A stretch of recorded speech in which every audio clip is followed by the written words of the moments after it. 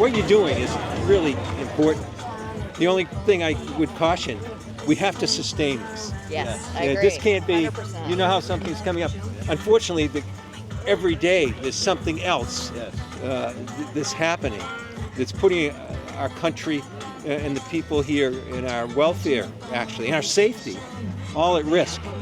And it's overwhelming. And one thing that's happening politically is this. The Republican Party, they control the House, they control the Senate, they control the White House. They have, if they want to deal with areas of waste and how they want to do the budget, they're absolutely 100% in power to do it. So the question is, why aren't they? Because we're fighting with legal challenges and we're winning because they're doing it against the Constitution, against the law. So why are they doing it the way they're doing it? One of the reasons is because if they did it the legal way, through congressional hearings and through a vehicle where the public would see and have an ability to say what's going on, then these things wouldn't be happening because the majority of the people, even in their districts, don't believe in it. So they're short-circuiting the input of the public the way they're doing this because they know that if they did it the right way, even though they're empowered to do it, that it wouldn't be popular and they wouldn't be successful in doing it. And that's why they're doing it the way they're doing it. That's why they're using an unelected official, not even an official really. We don't even know what his power is. The president has to go to a cabinet meeting yesterday and tell his own cabinet what power this person has. They don't even know. And so he's empowered to do it because he's not accountable, he's not elected. And they're going to say, oh yeah, I don't agree with everything Musk is doing. Yet they're going to do it. But the die was cast a week ago. The die was cast a week ago in an important vote that was made where Trump had to go and lobby several people to get them over the finish line individually and frankly threaten them. And they got it over the finish line, and it's a budget framework of how much money you have to work with and how it's affected. And that's why Medicaid, for instance, is such an issue. It's undoubtedly going to cripple Medicaid and everything that's there. Yet the president and all of them are saying it doesn't affect Medicaid when it does. There's no way around it. It's just like saying it's not sunny out right now. So this is what they're doing, and they're doing this. Some of the first targets they had have been targets that they've brought for years forward. The Department of Education, not because they don't want education, they want to control what education is being administered. Not that education isn't, but they want their view, and they have the evangelical extremists involved in that. They have people dealing with racial history that literally, like the governor of Florida, would get up and say, our school should be saying that slavery actually had some good points to it. Right. And this is what they want to control that. And you know what they're doing with these cuts? They're finding legal problems that they just can't eliminate it. They're finding the political problem where, as I mentioned, they don't want the transparency and public feedback.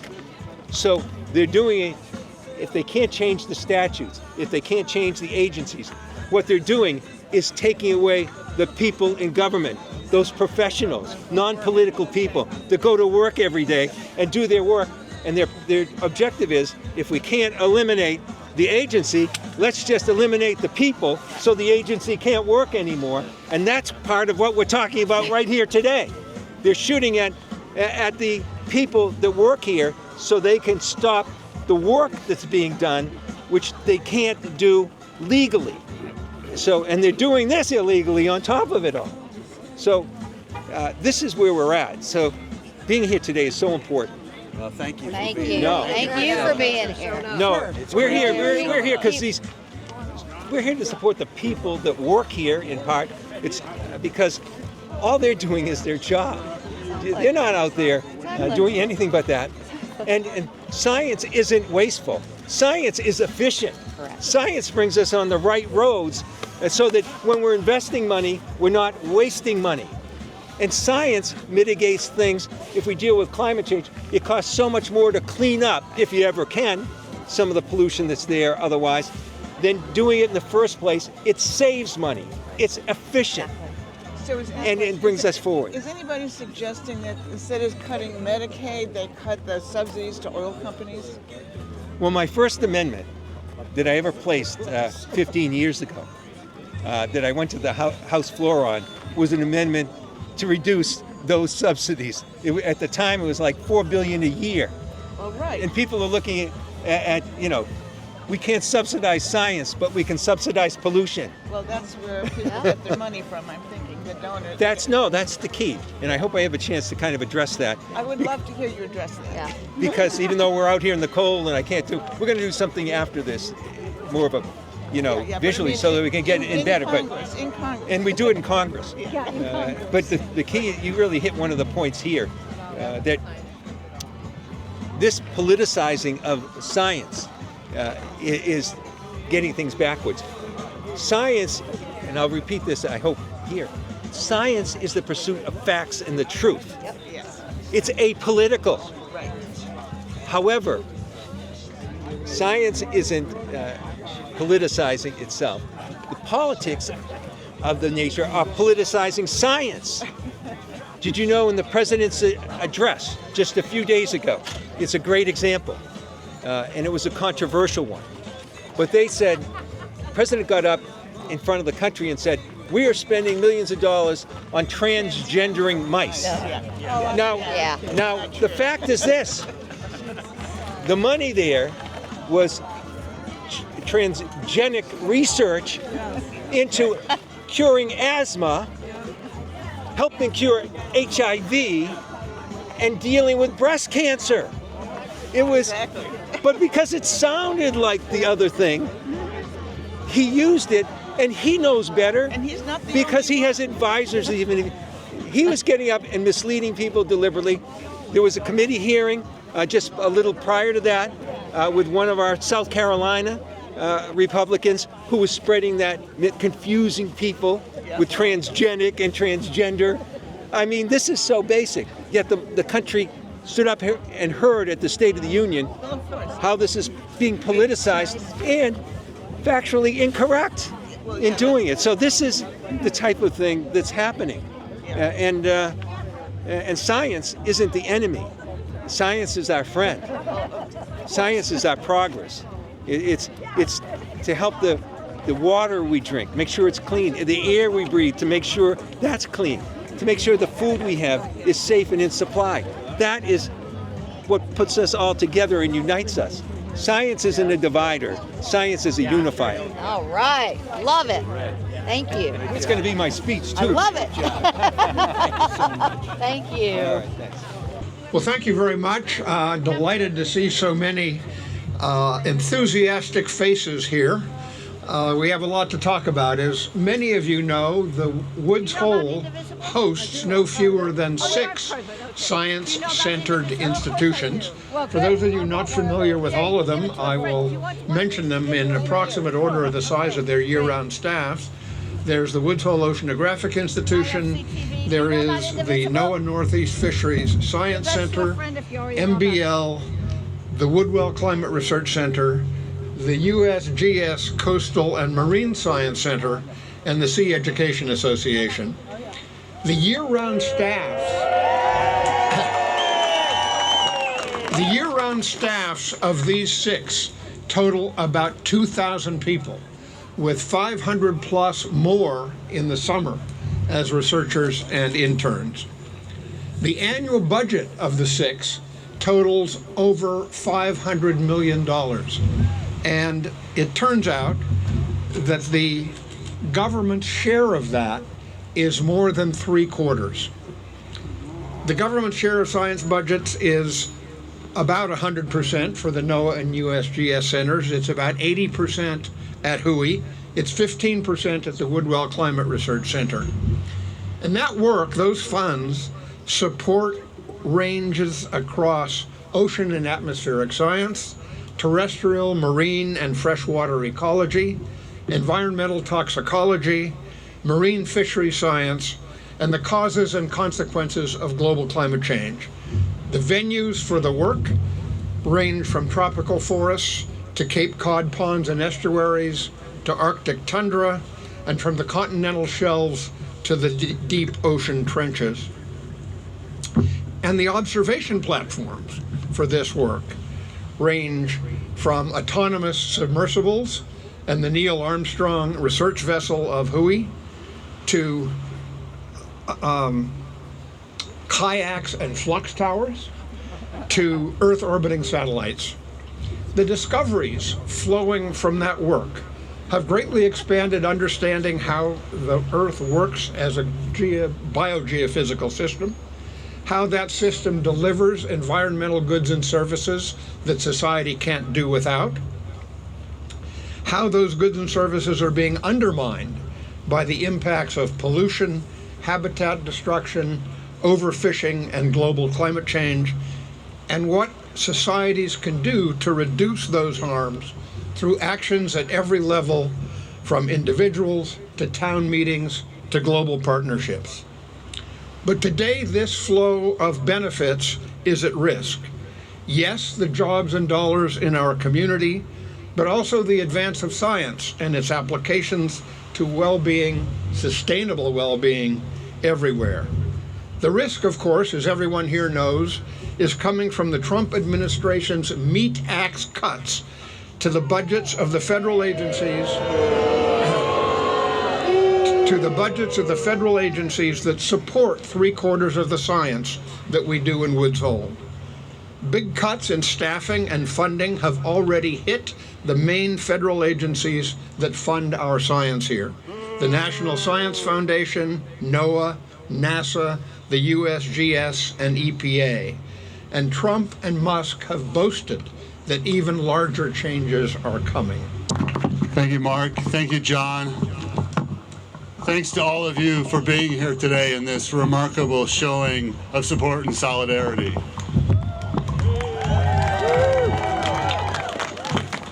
I'm grateful to be able to say a few words on behalf of the Woodwell Climate Research Center.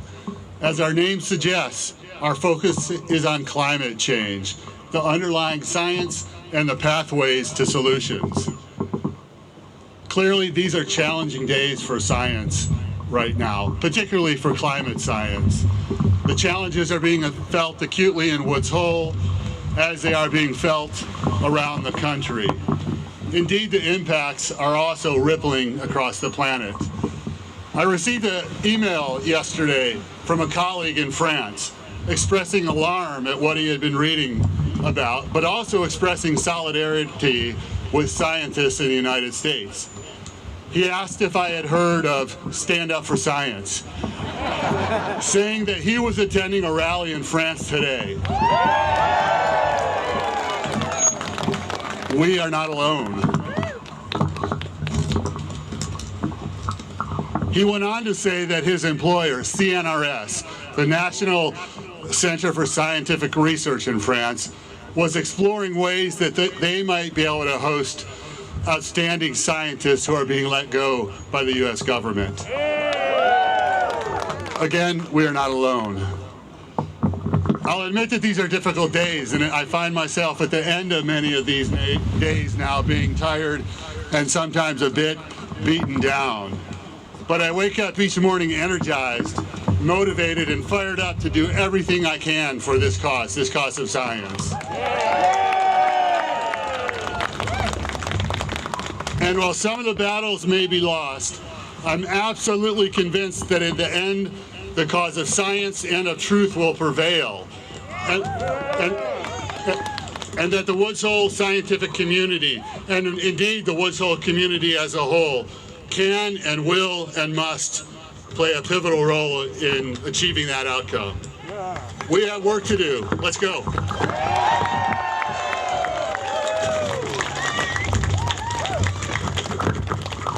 Thanks, Max. And as our speakers have said, this is one of hundreds of Stand Up for Science rallies happening across the country right now. Probably the windiest. But we would particularly like to thank Representative Bill Keating for joining this particular Stand Up for Science. Bill represents our congressional district here, the 9th District, and he lives in Bourne. He's a senior member of the House, sitting on both the Foreign Affairs and Armed Services Committees. Through his work, he has cemented his role as one of the lead national security and foreign policy experts in Congress. Well, thank you. I'm pleased to be here with Representative Moakley. And as I look around here today, I notice everyone is dressed warmly. You've got coats and hats on and scarves. Maybe that's because you got up in the morning and saw the weather forecast, and science told you how to dress to stay warm here today. Science affects every aspect of our lives. We're here not just rallying here in Woods Hole, but we're rallying in the Commonwealth, we're rallying nationally, and we're rallying internationally. This is a day for the world to speak up and support science. In Woods Hole right here, we're first responders.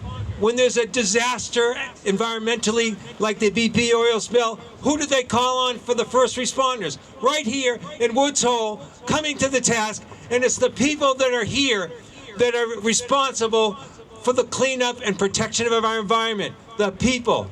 And those people right now that work here, we're standing up for them today because they are the collateral damage of a bigger issue where people are doing their jobs, going to work, being political, and they are being threatened with their jobs at a time when all they want to do is make our country, our communities in this world safer.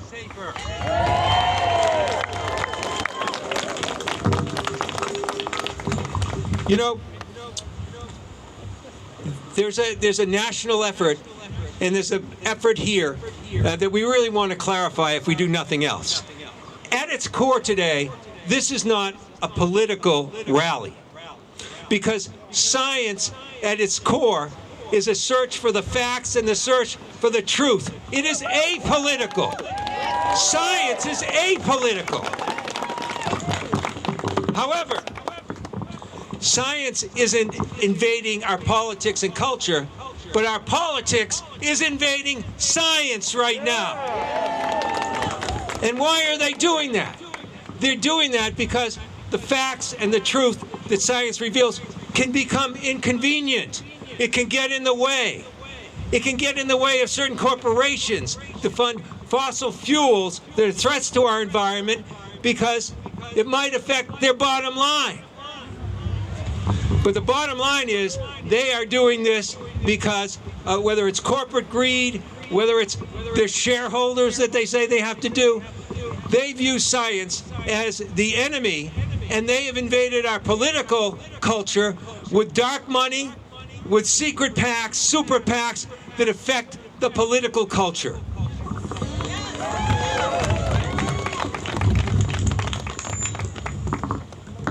You know, in the Armed Services Committee, which I'm a member, every Congress there'll be a new briefing for members about what our existential threats are in this world. And every year I've been there have been three. There's been the threat of nuclear disaster and nuclear war, which is understandable. Science and research can make sure that nuclear research, nuclear proliferation occurs in a safer way in this world to protect us. A second is the threat of a pandemic. And I used to think this would be something that wouldn't be much of a threat until the COVID virus struck and we saw the effects of that. But as they cut funds for that today, in terms of research, in terms of mitigation, we are in a world now where Ebola is surfacing its head again in Africa, where malaria is coming forth in Africa, where measles are moving forward in Texas in the United States. And we need science there to protect us, to vaccinate, to research, to make sure we're safe in our lives.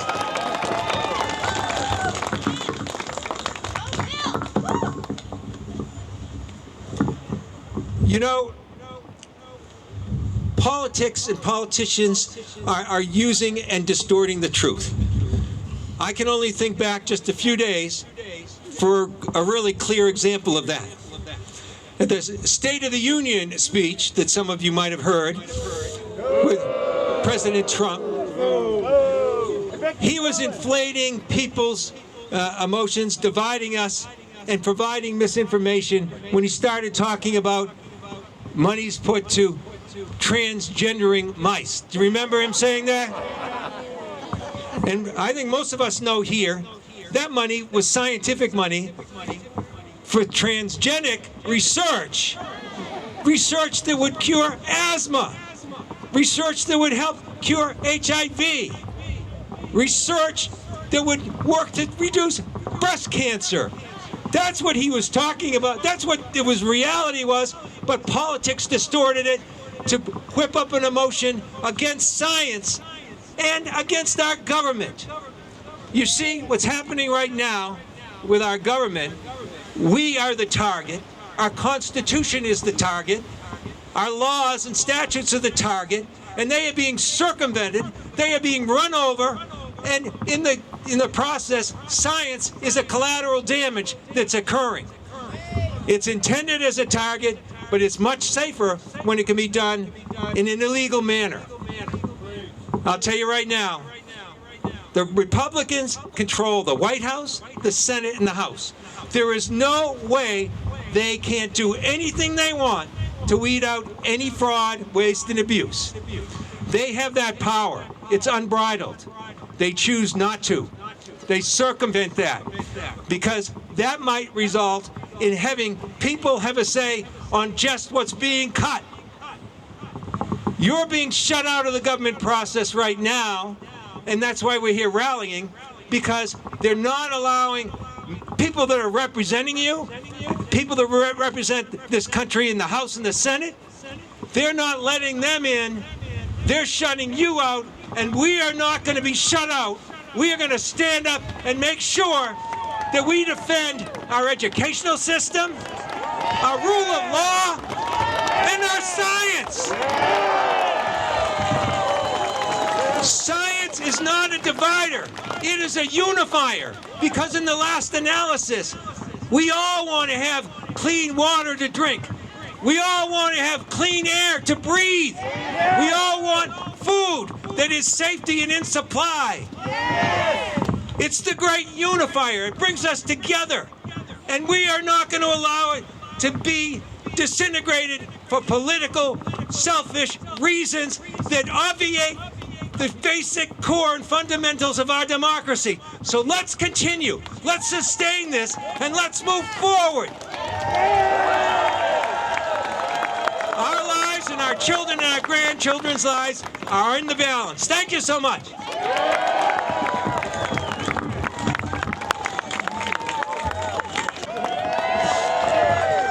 Thank you, Congressman Keating, for the fight that you're taking to D.C., for all the work that you're doing.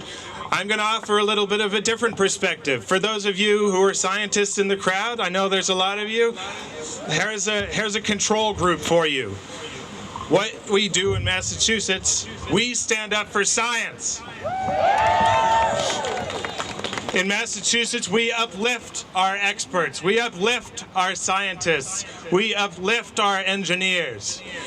And because we've done so, and that we've crafted policy based on the information we learned from them, we are first in the nation in education. We are lowest in the nation when it comes to gun violence and when it comes to incarceration rates.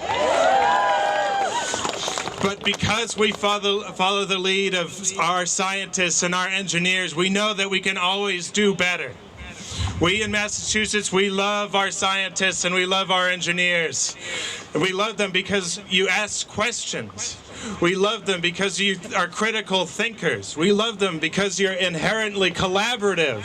And that's what we need to follow in Massachusetts, and it's what they need to follow in Washington, D.C.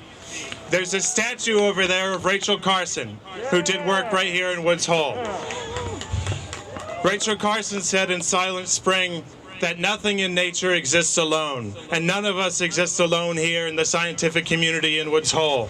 We need to look out for our neighbors, uplift one another, and make sure that our spring in 2025 is not silent. Get involved locally in town government. Get involved with other events like this. Support nonprofits that you believe in the work that they do, and continue to have hope for the future, because that's how we're going to have a better future.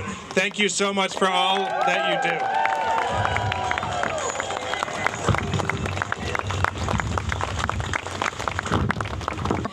I'd seen an ad for this place called Woods Hole Oceanographic Institution, and it was at that point I decided I wanted to come here to do my PhD because this was clearly the place to be for ocean science. Fast forward a few years, I did come here to do my PhD, and I've never left.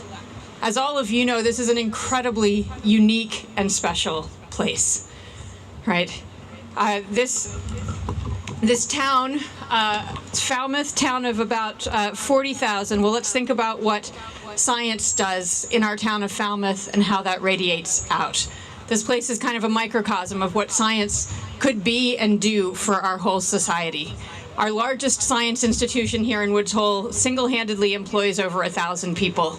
Add the hundreds more at the other science institutions down here, both government and nonprofit, and then add to that the private sector, the tech spin-offs, the tech companies affiliated, and our entire blue economy across the Upper Cape. It's a really huge number. It is thousands of households here in the town of Falmouth that are supported by fulfilling jobs in the sciences that contribute to our town and make our entire world a better place. And it doesn't stop there, because our scientists volunteer their time, their expertise, their skills, and their knowledge on a regular basis on town committees and in our town government to help us address issues like coastal resilience, to help us address issues like water quality, not to mention housing, accessibility, and inclusivity in our community. And it still doesn't stop there, because this community has created Nobel Prize winners, presidential science advisors. Discoveries made here in Woods Hole have helped improve human health, the environment, and our world around the globe. And that's what science can do. If we go back to the Latin root of the word science, the Latin word scientia, it just means knowledge. We often think of science as being the Western practice of science, but we now recognize there are many ways of knowing. And the collective knowledge of humanity amassed over millennia is the birthright of every single person on this planet.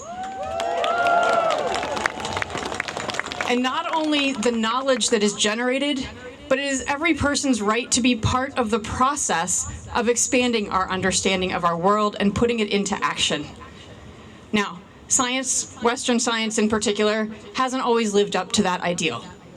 We need more people involved in science in more different ways. We need a diversity of people and ideas in order to move us forward and address the challenges that we face as a species and a planet.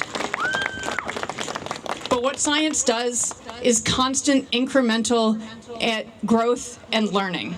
And we're doing that on many, many fronts. That is why science is worth standing up for, it's worth showing up for, and I just want to thank you all again for doing that here today.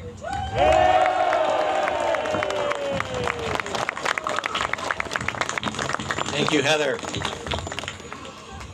Our next speaker is a scientist, just took off her lab coat and came down here to talk to us. Dr. Christina Roman-Vandrell is a postdoctoral fellow here at the Marine Biological Laboratory studying Parkinson's disease. She is passionate about science and education. She is now preparing for the next step in her career as she moves on to a faculty role after just completing a very successful faculty interview process. Chris.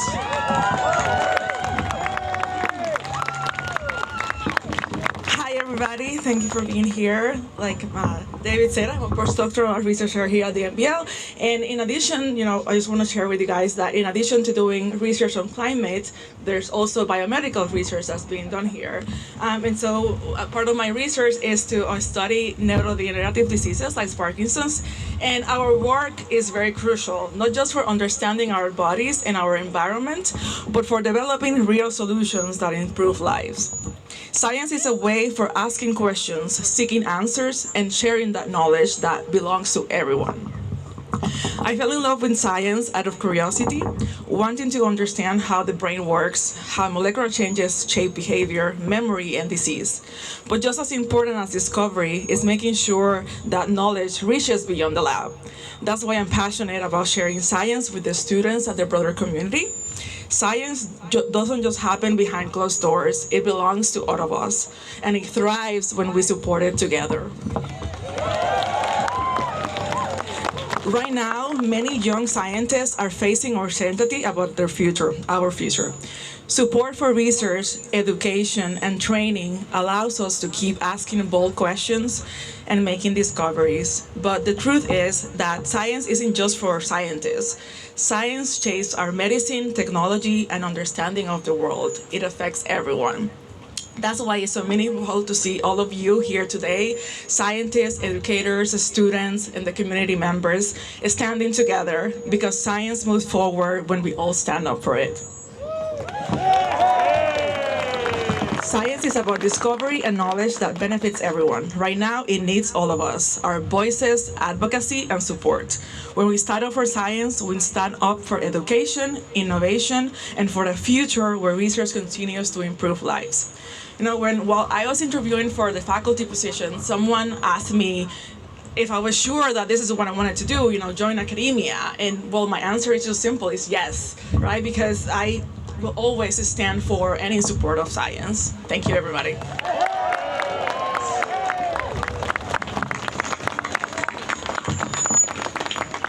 I'd like to start by trying to give you a little bit about the history of this wonderful place and the interconnections between all the research institutions that are here, and why this is really one of the premier research centers in oceanography in the entire world. 140 years ago, standing and right in back of me, where I'm standing now, the first marine research laboratory in the nation was born.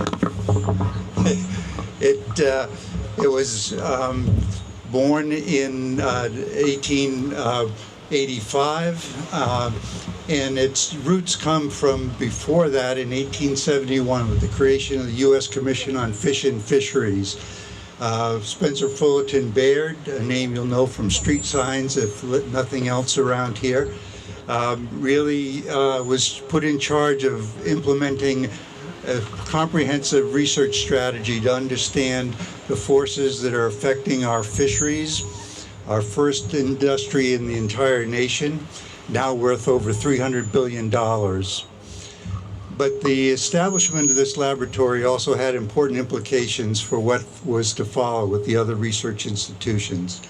Spencer Fullerton Baird not only had a broad vision of what marine science should be in support of society, but he also understood the importance of reaching out to academic scientists and joining in the fight to understand these resources and the health of our oceans. When he established the research program, he made sure that he included academic scientists, and they were invited to have laboratory space at the building that stood in back of us then, a wonderful 3-story Victorian building. And at that time, they set the seeds really for what ultimately was to become the Marine Biological Laboratory, one of the premier research institutions in the world as well. So we're very fortunate that the connections with the Woods Hole Oceanographic Institution also run very deep. At the start of his career, Henry Bigelow was supported with using research vessels from the U.S. Fish Commission in his seminal work in the Gulf of Maine. Of course, Henry Bigelow later became one of the founders of WHOI and its first director. So these are critically important elements of why this place came to be, and also our deep connections with each other over time in the research institutions. And those connections persist to this day. So all scientists are really motivated by a desire and a love to understand our natural world. It motivates us all. Of course, it's never a 9-to-5 job, but you have immensely dedicated people in each of the institutions in this town. And the our NOAA Fisheries Laboratory is just one part of that also, but I really want to try to emphasize some of the human costs of what's happening now in our with what's going on in Washington in particular. On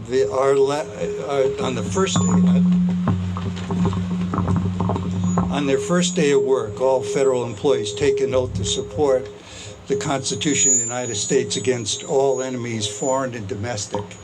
What's become very clear is the enemies of truth are internal. They've infected our government institutions that are now trying to destroy much of what we've tried to achieve over these last 100+ years. So I can attest that our colleagues at the Fisheries Federal Laboratories in Woods Hole take their oath of office very seriously. On the first day, we take an oath that says we're going to defend the Constitution of the United States against all enemies, foreign and domestic, and it concludes with the work that we will faithfully discharge the duties of office on which we are about to embark. I know that's taken very seriously. What's happened now at this laboratory is that young scientists have been summarily dismissed without cause, and only because they were on probationary status, being young. So the human costs and the family costs that come about with these kinds of callous and unnecessary cuts are deep and long-lasting. But it's very clear that we've been betrayed, they've been betrayed by the actions of our government. And it's careful in undermining all the carefully constructed checks and balances in the protections that serve us all. So we're grateful for your support and hope that we can continue to fight against this unjust cause taken up by the current administration. Thank you. Thank you, Mike. Our last speaker is one of the organizers of this event, Jim Newman, who many of you know, longtime Woods Hole resident. He's an engineer who has a long career supporting academic oceanography and ocean exploration at many of the institutions here in Woods Hole. Thank you, David. Thank you, David. I actually want to talk about one of the many elements of what's going on in the changes that are happening right now, which is diversity. We all know that science hasn't always encouraged women and minorities to join its ranks, and it hasn't promoted them to senior positions as readily as white men. That's meant a shortage of opportunities and of role models.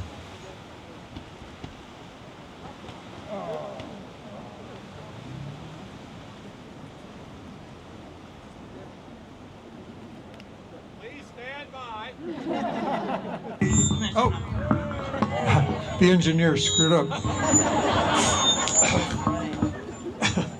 Where was I? Starting over. Science hasn't always been good to people who aren't white men. That's meant a shortage of opportunities and of role models for young people thinking of becoming scientists or working in support roles like mine.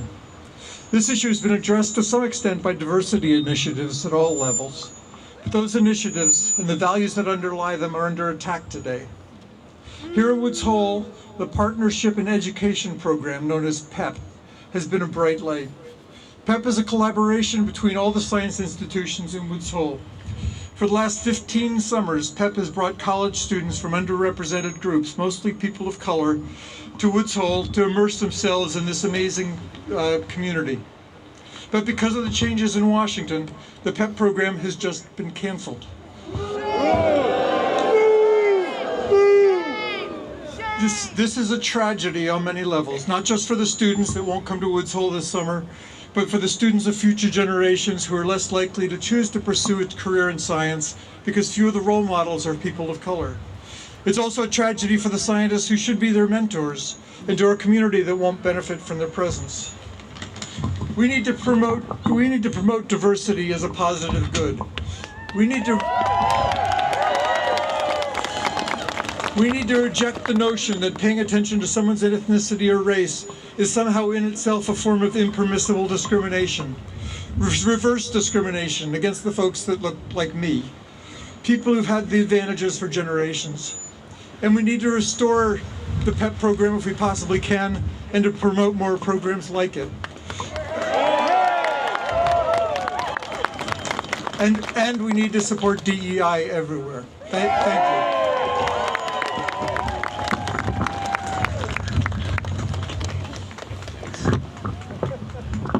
So you've heard from a lot of scientists, people with PhDs.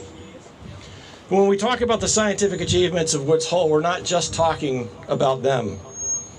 We're talking about the electricians and the plumbers, the carpenters, the machinists, the people who work in financial services, housing and dining, facilities, security, information technology, all the other people who make science happen. Graduate students and postdocs, I'm sorry to say, they come and go. But our operational staff are here for 10, 20, sometimes 30 years. We have people at the MBL who are second-generation employees. They've dedicated their careers to making science in Woods Hole possible. So when we stand up for science, we stand up for the entire community of Woods Hole. I'd like to give a particular shout out to all the people who make my scientific career possible. Thank you.